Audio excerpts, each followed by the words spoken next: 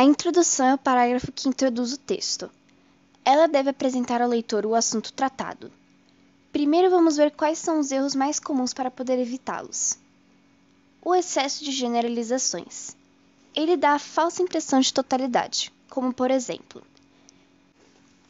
em todo o mundo, desde meados do século XX, os jovens distanciam-se de suas famílias, devido à internet, às más influências ou ao consumo de drogas, e ninguém faz nada. Os sujeitos jovens assumem ideia de generalizante, como se todos os jovens que se distanciam das famílias o fizessem unicamente por causa da internet, das más influências ou das drogas. Além disso, o pronome indefinido ninguém afirma que todos, sem exceção, nada fazem para solucionar esse problema. Diante desse tipo de generalização, torna-se fácil confrontar tal afirmação, já que ela não pode ser comprovada. A abordagem direta da questão principal no início do texto. Ela elimina da introdução o caráter orientador.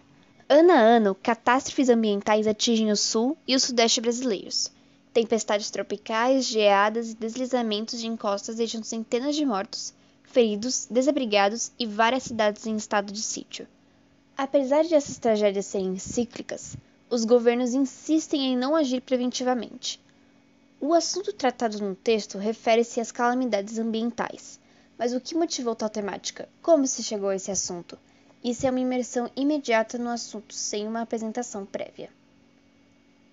A pressuposição de que o autor já sabe de que se trata o texto. Isso ocorre quando o autor considera que o leitor conhece o tema proposto. Por exemplo, decidir sobre qual das duas usar é, de fato, um problema que atormenta muitas pessoas, porque ambas as questões envolvem ética e convivência. Quem segue a primeira normalmente pensa com ética. Por outro lado, a segunda é própria dos que pensam somente no que lhe é conveniente. É impossível para o leitor, por meio dessa introdução, concluir que o texto aborda o tema a verdade ou a mentira, uma questão de convivência, ou saber que rumo tomará a sua leitura, por não haver menção alguma à questão tratada, pelos termos verdade e mentira terem sido substituídos por duas, ambas, a primeira e a segunda. Portanto, quando um termo ainda não foi expresso no texto, não é possível referir-se a ele por meio de palavras que busquem reiterá-lo. O uso de clichês, lugares comuns. Dificilmente atrairá a atenção do leitor por não apresentar originalidade. Por exemplo, atualmente, no mundo em que vivemos, a sociedade como um todo passa por drásticas transformações. Os textos argumentativos tratam especificamente de assuntos atuais relativos à sociedade, que, obviamente, está inserida no mundo. Considerando essa informação, qual a função informativa do advérbio atualmente sem oposição ao passado ou a uma projeção do futuro, o que acaba por gerar redundância. Outro uso de clichês nesse tipo de texto é a argumentação vazia, no mundo em que vivemos. Além disso, quando há referência à sociedade, já está implícita a ideia de totalidade.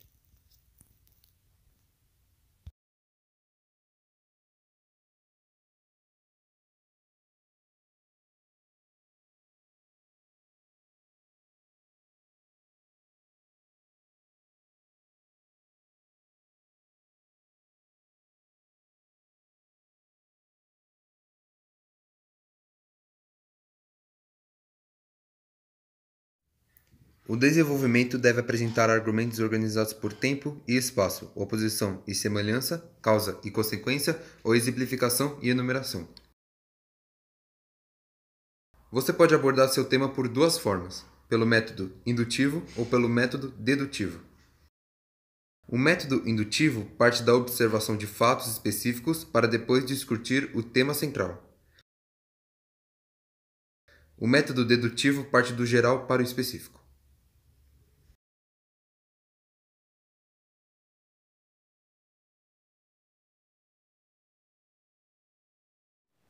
A conclusão deve ser breve e objetiva. Ela também deve esclarecer as seguintes perguntas: quem, como, por quê e de que maneira. Agora, vamos a alguns erros frequentes. Uma frase clichê, um slogan, um provérbio. Por exemplo, se cada um fizer a sua parte, teremos um mundo melhor. Os problemas relativos à violência vêm da falta de união entre as pessoas. É preciso que todos se unam para que haja paz, pois a união faz a força. A esperança é a última que morre. Um apelo à medida milagrosa, por exemplo. É preciso que o governo se conscientize e acabe de vez com a corrupção e a desigualdade social. Uma solução retórica, por exemplo. No dia em que o homem perceber que, destruindo a natureza, está cometendo suicídio, ele repreenderá a preservá-la. Uma solução utópica ou ideal. Por exemplo, temos certeza de que, dentro de poucos anos, o problema do menor abandonado estará resolvido. Com fé, esforço e coragem, o ser humano fará a criminalidade desaparecer.